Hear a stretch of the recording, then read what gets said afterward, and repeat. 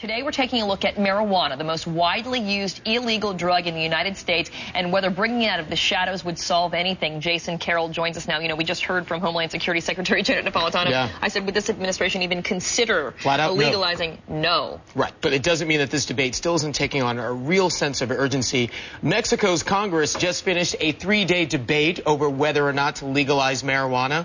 The idea seems to be gaining support there, and it's an idea that's been kicked around in the United States for years. He does not want his face or name revealed. We'll call him Alex. He's 29, married, successfully working in the financial industry, and a regular marijuana user. There's a stigma attached to the use of marijuana. I don't think that stereotype applies to everyone. And really, I simply equate it to having a beer. People like Alex are fueling the debate in America over legalizing marijuana. I think it's a personal choice. I don't think that the government should have the power to prohibit my use or criminalize my use of marijuana. The most recent survey shows nearly 15 million people admitted using marijuana in a given month, a higher number than any other illegal substance. 40% of drug arrests are for marijuana. Advocates say legalization would ease the burden on law enforcement and help put cartels out of business.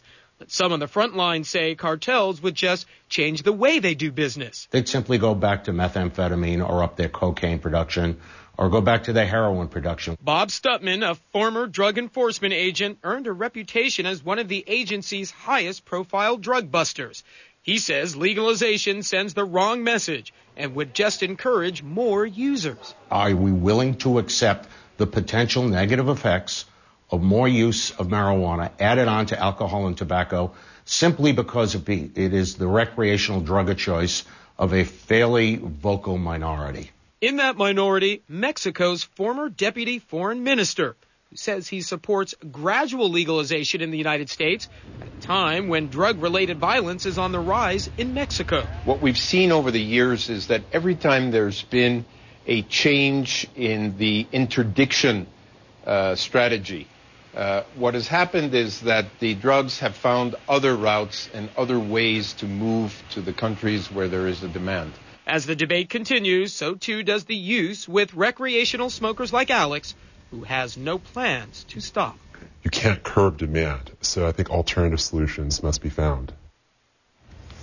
Well, some experts say if you really want to win the war on drugs, the effort has to be twofold. First, cut the drugs at the source, and that means dismantling the cartels by going after their leaders. Second, invest in more prevention programs to teach people about the adverse effects of taking drugs.